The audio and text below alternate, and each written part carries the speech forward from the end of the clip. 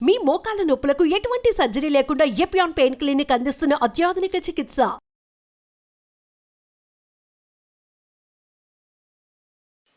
నా ప్రసంగాలు వింటూ చాలా కామెంట్స్ రాస్తూ ఉంటారు.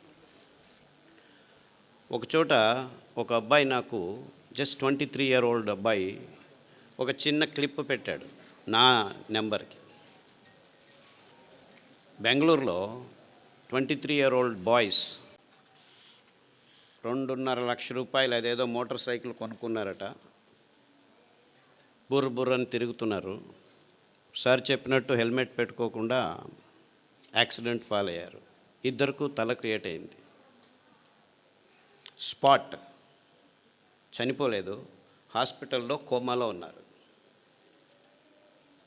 ఆ హాస్పిటల్లో ఇలా యాక్సిడెంట్ అయ్యి కోమాకు వెళ్ళిన వాళ్ళు ఇప్పటికి 1000 మంది అడ్మిట్ అయితే ఒక్కరూ బయటికి రాలేదు.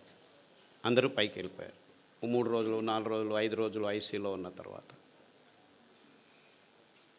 సో ఆ డాక్టర్లు అందరూ అక్కడికి వెళ్ళిపోయారు, ఇంకేమీ లేదు, అందరూ పిలుచుకోండి అని చెప్పి వాళ్ళ ఇంట్లో అందరికీ చెప్పేశారు.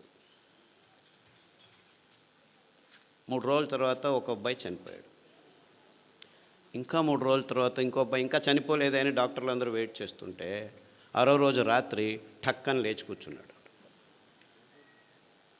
ఇంకా 6 వారాల్లో బాగా అయిపోయాడు, నడుస్తున్నాడు.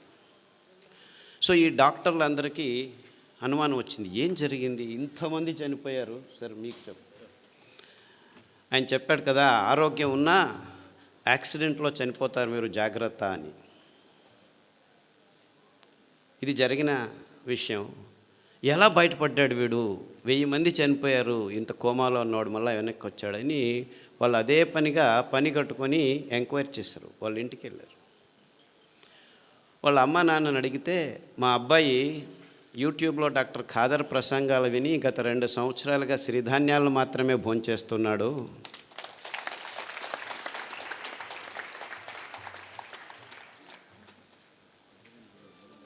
సో ఈ విషయం ఫేస్బుక్లో అబ్బాయి రాసుకున్నాడు. అంటే నేను ఆయన చెప్పిన దానికి తద్విరుద్ధంగా చెప్తున్నానని కాదు, అందరూ హెల్మెట్లు వేసుకొని ప్రయాణం చేయండి, కానీ యాక్సిడెంట్ అయినా కోమా అయినా మీరు సిరిధాన్యాలు తింటూ ఉంటే బతికి బయటపడేదానికి దారి ఉంటుంది అని మీకు ఈ ఘటనతో చెప్తున్నా.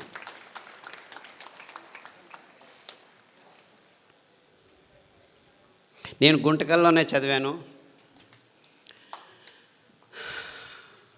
చేంతాడు చేతిలో వేసుకొని 6 కిలోమీటర్లు దూరం వెళ్ళి, ఆ చేంతాడు ఒకే బావి ఉండేది, నీళ్ళ బావి, ఆ దర్గా దగ్గర అటువైపుకి వెళ్ళేవాళ్ళం మేము. 6 కిలోమీటర్లు నడిచి పొద్దున్నే 5 గంటలకు లేచి, నేను మా అక్క బుచ్చక్క అనే పేరు ఇద్దరం 6 కిలోమీటర్లు నడిస్తే వెళ్తే చేంతాడు. నేను చిన్న పిల్లోడిని, ఇంతలాగా ఉండేవాడిని, చాలా వెరీ స్మాల్ షార్ట్ ఫెలో, ఇప్పటికూ పొట్టివాడిని. ఆ చేంతాడు ఎత్తుకొని పోయేదానికే 6 కిలోమీటర్ పోయేవాడికి కింద పడిపోయేవాళ్ళం. ఆ చేంతాడు ఎంత బరువు ఉండేది, ఎందుకంటే చేంతాడు 10 అడుగులు 15 అడుగులు కాదు, 30 అడుగులు పోవాలా లోపలికి నీళ్ళు రైళ్ళంటే. సో ఇద్దరం కష్టపడి 2 బిందెలు తీసుకుని వచ్చేవాళ్ళం చేంతాడు ఇక్కడ వేసుకొని. నీళ్ళు తాగాలంటే అంత కష్టపడాలి. సో గుంతకలు వాళ్లకు నీళ్ళ అభావం గురించి ఎవరు ఏమీ చెప్పాల్సిన అవసరం లేదు. కానీ తమాషా ఏమిటంటే, ఇంకా మొత్తం ప్రపంచమంతా ఇంకా 6 నుంచి 10 సంవత్సరాల్లో నీళ్లు లేకుండా ఉండేది. తాగేదానికి నీళ్లు కూడా దొరకని పరిస్థితిని మనం ఎదుర్కోబోతున్నాం. అంతేకాదు, ఈ ఎలక్ట్రిసిటీ కూడా ఉండదు మీకు ఇంకొక 15-20 సంవత్సరాల్లో. బొగ్గు అయిపోతుంది, ఇంధనాలన్నీ అయిపోతున్నాయి, నీళ్లు లేకుండా ఉంటాయి. ఇప్పుడు మీరందరూ హ్యాపీగా వరి బియ్యము, గోధుమలు, చక్కెర, మాంసము, కోడిగుడ్లు తింటూ ఉన్నారు. ఇది తింటూ మీకు ఆరోగ్యం వచ్చింది అనుకున్నాం, అందరూ బాగానే ఉన్నారు అనుకుందాం, రోగాలు లేవు అనుకుందాం. ఎవరికి బీపీ లేదు, ఎవరికి డయాబెటీస్ లేదు, ఎవరికి క్యాన్సర్ లేదు, ఎవరికి హెచ్ఐవి లేదు, ఏమీ లేదు, అందరం బాగున్నాం. వరి బియ్యం చాలా మంచిది, తింటే ఏమీ రోగాలు రావు, ఇంకా ఆరోగ్యంగా ఉంటుంది అని కూడా అనుకుందాం. గోధుమలు తింటే చాలా అద్భుతంగా ఉన్నాము అనుకున్నాం. అఫ్కోర్స్ మనమందరము వెంట్రుకలకు పెయింట్లు చేసుకొని యంగ్ పీపుల్ అనుకొని తిరుగుతూ ఉంటున్నాము. అది వేరే విషయం, రోగాల గురించి తర్వాత చెప్తాను. అంటే మనం తింటున్న పదార్థాలన్నీ మంచివే, ఆరోగ్యంగానే ఉన్నామని అనుకున్నా ఈ రెండు కారణాలకి మనం వరి బియ్యం తినటం ఆపు చేయాలి, గోధుమలు తినటం ఆపు చేయాలి, చక్కెర తినటం ఆపు చేయాలి, కోడిగుడ్లు తినటం ఆపు చేయాలి, అన్నీ తినటం ఆపు చేయాలి. ఎందుకంటే నీళ్లు లేవు. ఇంకా 15 సంవత్సరాల్లో వరి బియ్యం పెంచుకునేదానికి నీళ్లు ఉండవు, కోడిగుడ్లు తయారు చేసుకునేదానికి నీళ్లు ఉండవు, చక్కెర పెంచేదానికి, చెరుకు పెంచేదానికి నీళ్లు ఉండవు, ఏమీ ఉండవు. 4 వానలు వస్తే చివరకు పెరిగేది ఈ సిరిధాన్యాలే. అంటే వీళ్ళందరూ చెప్తున్నారు రుచిగా చేయండి, ఇది చేయండి, అది చేయండి. అవంతా ఏమీ అవసరం లేదు. ఇంకో 10 సంవత్సరాలు మీరు అందరూ కళ్ళు మూసుకొని నీళ్లు లేని పరిస్థితిని ఆలోచించుకోండి. ఆఫ్కోర్స్ నా దురదృష్టం, గొంతుకల్లో వచ్చి నీళ్లు లేని పరిస్థితిని ఆలోచించండి అని చెప్తే వీడు పిచ్చోడు మాకు చెప్తున్నాడు అనుకుంటారు. నేను అనుభవించాను. కానీ ప్రపంచమంతా ఇదే స్థితికి రాబోతుంది ఇంకో 10-15 సంవత్సరాల్లో. ఈ డ్యాములు కట్టినారు, ఏమీ లాభం లేదు. డ్యాముల్లో నీళ్లు ఉంటాయి కదా మీరు ఎత్తిపోసేది. ఆ నీళ్లు లేని పరిస్థితుల్లో మొత్తం ప్రపంచమంతా హాహాకారాలతో, ఆకలి మంటలతో భయానక స్థితిని ఒక్కసారి కళ్ళు మూసుకొని ఊహించండి. ఆ స్థితి నుంచి దూరం కావాలంటే మనం 20 సంవత్సరాల ముందే ఎంత మంచివైనా, గోధుమలు మంచివే అని చెప్తున్నాను, చక్కెర మంచిదే అని చెప్తున్నాను, ఏమి రోగాలు రావట్లేదని చెప్తున్నాను, ఇదంతా ఇమాజినరీ కండిషను. అఫ్కోర్స్ ఇప్పుడు ఉన్నది అన్ని రోగాలే అనేది ఇంకొక 5 నిమిషాల్లో మాట్లాడతాను. కానీ సిరిధాన్యాల మహత్వము జస్ట్ మీ ఆరోగ్యానికి కోసం కాదు, మీ పిల్లల ఆరోగ్యం కోసం కాదు, ప్రకృతి కోసం కాదు. ప్రకృతిని మీరు రక్షించాల్సిన అవసరం లేదు. ఇవన్నీ కారణాలు కాదు, కానీ ఇవన్నీ ముఖ్యమైన నిజమైన ప్రాక్టికల్ కారణాల కోసం సిరిధాన్యాలను తినమండి అని చెప్తూ వస్తున్నాను ఇంతవరకు. కానీ ఇప్పటి నుంచి నేను ఇవన్నీ కారణాలే కాదు, ఇంకా 10-15 సంవత్సరాల్లో మొత్తం మానవ కులమంతా ఆకలితో హాహాకారాలు బొబ్బేలు పోతుంటే మిమ్మల్ని ఆ భయంకరమైన క్రైసిస్ నుంచి బయటకు పడాలంటే బయటపడేదానికి పనికి వచ్చేది సిరిధాన్యాలు మాత్రమే. ఆ ఒక్క కారణానికే, అంటే మానవ కులం ముందు రానున్న ఈ భయంకరమైన క్రైసిస్ నుంచి బయటపడాలంటే మొత్తం ప్రపంచమంతా పిల్లలు, పెద్దలు అందరూ, ఏ దారి లేదు, ఏ గతి లేదు, ఉండేది ఒకే దారి, అది సిరిధాన్యాలు తినే ఒకే ఒక్క దారి. ఈ క్రైసిస్ని మానవ జాతి ఎదుర్కోవాలంటే ఈ దారి తప్ప ఇంకా ఏ దారి లేదు అని గట్టిగా నమ్మిన వాడిని నేను. అందుకే 40 సంవత్సరాల క్రితమే ఈ విషయాల్ని పూర్తిగా విశ్లేషణ చేసి, అరే ఈ రోగాలకు పక్కన ఉంచండి, మీ తలల మీద తెల్ల వెంట్రుకల గురించి పక్కన ఉంచండి, నాకు క్యాన్సర్ వచ్చింది అని బాధపడే వాళ్ళ గురించి నేను బాధపడటం లేదు. మొత్తం మానవ కులమే కాదు, ప్రపంచంలో ఉన్న జీవరాశి అంతా ఈ భయంకరమైన సన్నివేశాన్ని ఎదుర్కోబోతుంది ఇంకో 20-30 సంవత్సరాల్లో. నేను చెప్పేది అతిరేకంగా లేదు, మీరందరూ దీనిల గురించి ఆలోచించట్లేదు, ఎవరూ ఆలోచించట్లేదు. అంటే ఎంత భయంకరమైన ఇక్కట్టును మనం ఎదుర్కోబోతున్నామని మన కళ్ళ ముందు మనం ఎవరు కూర్చొని ఆలోచించేదానికి రెడీ లేదు. ఎందుకంటే నా తలల మీద వెంట్రుకలు వెళ్ళిపోతున్నాయి, నా అబ్బాయికి 3 సంవత్సరాలు డయాబెటీస్ వచ్చింది, మా అమ్మాయి 180 కేజీలు ఉంది, నడవలేకపోతుంది, మా చిన్న పాపకు బ్లడ్ క్యాన్సర్ వచ్చింది, 3 సంవత్సరాలకు బ్లడ్ క్యాన్సర్, బోన్ క్యాన్సర్ వచ్చింది, లంగ్ క్యాన్సర్ వచ్చింది. ఇలా మనము 100కి 70 మంది బీపీ ట్యాబ్లెట్ తీసుకుంటున్నాము, 100కి 38 మందికి డయాబెటీస్ వచ్చింది, 100కి 36 మంది థైరాయిడ్ ట్యాబ్లెట్ తీసుకుంటున్నాము, 100కి 16 మందికి నిద్ర రావట్లేదని ట్యాబ్లెట్ తీసుకుంటున్నారు, 100కి 16 మంది నిద్ర ఎక్కువ వస్తుందని ట్యాబ్లెట్ తీసుకుంటున్నారు. ఇలా ఎన్నెన్నో కారణాలు ఉన్నాయి, ఎన్నెన్నో రోగాలు ఉన్నాయి. హెచ్ఐవి వచ్చింది, ఎస్ఎల్ఈ వచ్చింది, ఐఎస్ఆర్ వచ్చింది, ఐబిఎస్ వచ్చింది, ఇలా అక్రానిమ్స్ పెట్టుకొని 185 రోగాలను లిస్టు చేసుకుంటున్నాము. ఈ రోగాల పేర్లు వినాలంటేనే భయం అవుతుంది. రోగాలు వస్తే ఇంకెంత భయమో. అది ఇంతకుముందు డయాబెటీస్ 100కి 5 మందికి 10 మందికి వచ్చేది, 50 సంవత్సరాల పైన వచ్చేది. ఇప్పుడు 5 సంవత్సరాల లోపు పిల్లలకే 100కి 5 మందికి వచ్చేసి. మీరు ఎంత దీన స్థితిలో అనారోగ్యంలో ఉన్నా 6 వారాల్లో మీ దేహం పుంజుకుంటుంది. ఇంకా ఒక ట్రిక్ ఉంది. ఈ ధాన్యాలు వేల సంవత్సరాలు ప్రతి దేశంలోనూ తిన్నారు ప్రజలు. మీరు అనుకున్నట్టు మన దేశంటి కాదు ఇవి, మన దేశంలోనూ ఉన్నాయి, వేరే దేశాల్లోనూ ఈ భోజనాలే చేస్తూనింది ప్రజలు. ఇటాలియన్ మిల్లెట్ అంటారు ఏదాన్ని, కొర్రల్ని. అండు కొర్రల్ని అమెరికన్ మిల్లెట్ అంటారు. ఆఫ్రికన్ మిల్లెట్ అంటారు లిటిల్ మిల్లెట్ని, అంటే సామెల్ని. ఊదుల్ని జర్మనీస్ మిల్లెట్టు, జాపనీస్ మిల్లెట్టు, రష్యన్ మిల్లెట్టు అంటారు. ఇన్ఫ్యాక్ట్ ఊదుల్లో చాలా రకాలు ఉన్నాయి, అన్నీ ఊదులే. రష్యన్ మిల్లెట్ వేరే, జర్మన్ మిల్లెట్ వేరే, జాపనీస్ మిల్లెట్ వేరే, అన్నీ ఊదులే. బోర్నియాడ్ మిల్లెట్ అంటారు. అరికలు కోడో మిల్లెట్ అంటారు. హిమాలయ కొండ చర్యల్లో యథేచ్ఛగా ఇప్పటికీ పెరుగుతున్నాయి. అంటే అక్కడి నుంచి ఇక్కడికి వచ్చాయి కాదు, అక్కడ ఉన్నాయి, ఇక్కడ ఉన్నాయి, వేల సంవత్సరాల క్రితమే ఉన్నాయి. ఎందుకంటే దీనికి ఆర్కియలాజికల్ ఎవిడెన్సెస్ మొన్ననే దొరికాయి. ఈ C4 ఫుడ్స్ అంటారు దీన్ని. ఈ కొన్ని వేల కడాబా అనే ఒక ఆఫ్రికా దేశంలోనూ అక్కడి నుంచి ఆర్కియలాజికల్ వేల 15,000 సంవత్సరాల క్రితం వాళ్ళ ఆ పండ్ల చిగుళ్ళను గమనిస్తే C4 ఫుడ్స్, అరికలు, కొర్రలు, అండు కొర్రలు కనిపించాయి. అర్థమవుతుందా నేను చెప్పేది? అంటే ఈ తజ్ఞులు ఆ దేశం నుంచి మన దేశానికి వచ్చింది, ఈ దేశం నుంచి ఆ దేశానికి లేదు. మనకు ముందు సంపర్కం ఉండేది కాదు.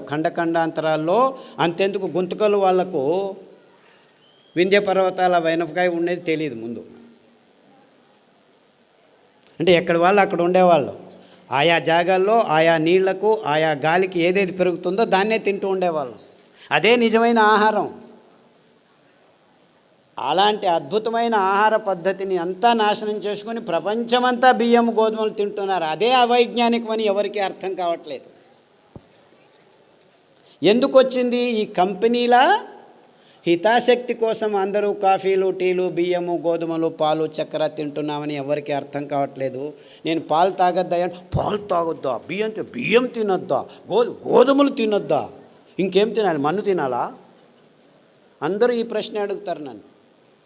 అరే 150 సంవత్సరాల క్రితం వెళ్తే ఎవరికి తెలియకుండా ఇవన్నిటిని పెంచుకొని అందరూ తినేవాళ్ళు, వాళ్ళకు రోగాలు ఉండేవి.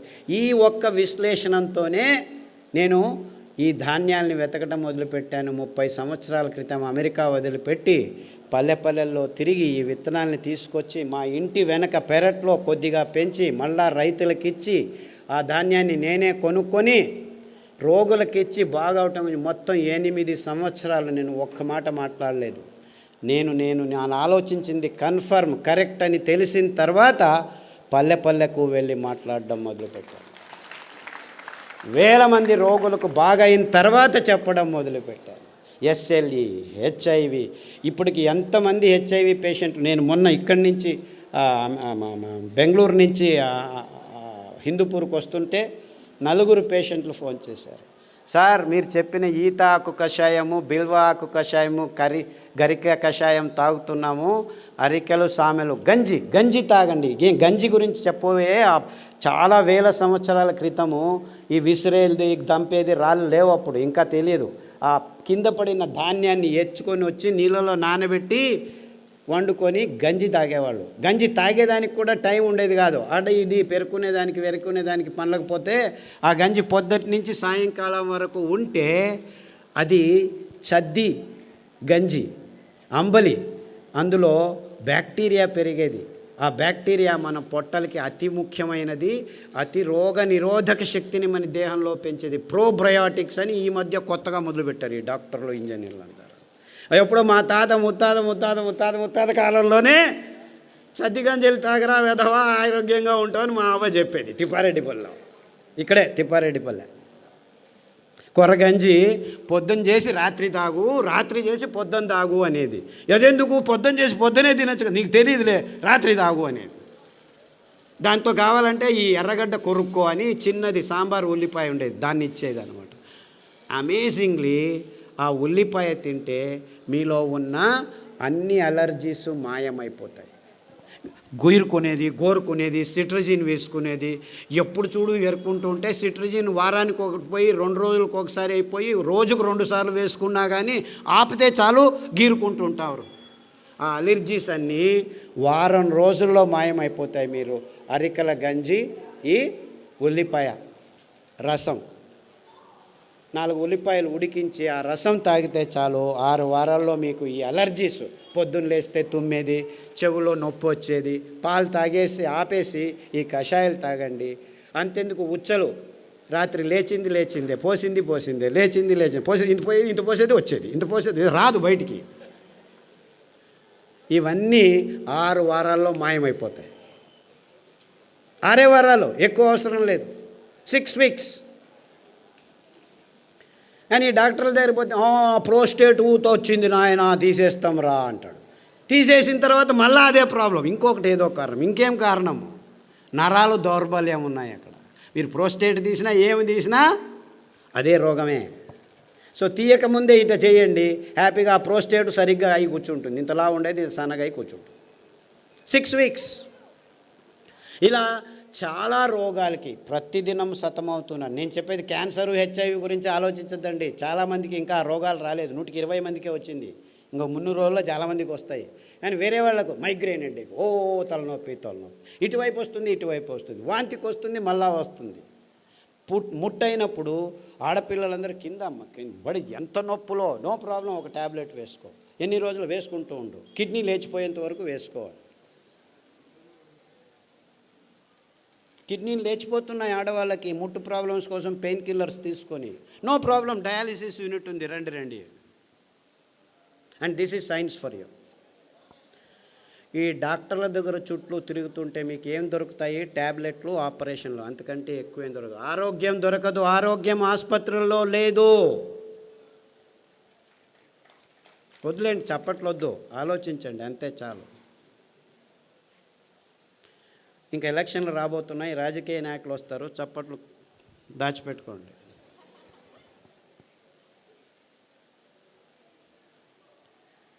ఎక్కడుంది ఆరోగ్యం? మన కొర్రల్లో ఉంది, మన కానుగ కషాయంలో ఉంది, మన పారిజాత పువ్వుల్లో ఉంది, మన రావి చెట్లల్లో ఉంది, మన కానుగ చెట్లల్లో ఉంది, అండు కొర్రల్లో ఉంది, ఊదుల్లో ఉంది. ఇంత అద్భుతమైన పదార్థాలు మీరేమైనా డబ్బు ఖర్చు పెట్టాలా? పేద రైతులు పెంచగలరు. దాన్ని అక్కడికక్కడే మీ ఇంట్లోనే రెడీ చేసుకునేదానికి బుచ్చి మెత్తడని మా అక్క నేను కలిపి కనిపెట్టాము. అందరూ హ్యాపీగా ఇంట్లో ఎవరైనా సరే రాత్రి నానబెట్టి పొద్దున ఎండబెట్టి అలా అంటే చాలు, బియ్యం రెడీ. ఇంకా అద్భుతం ఏం తెలుసా?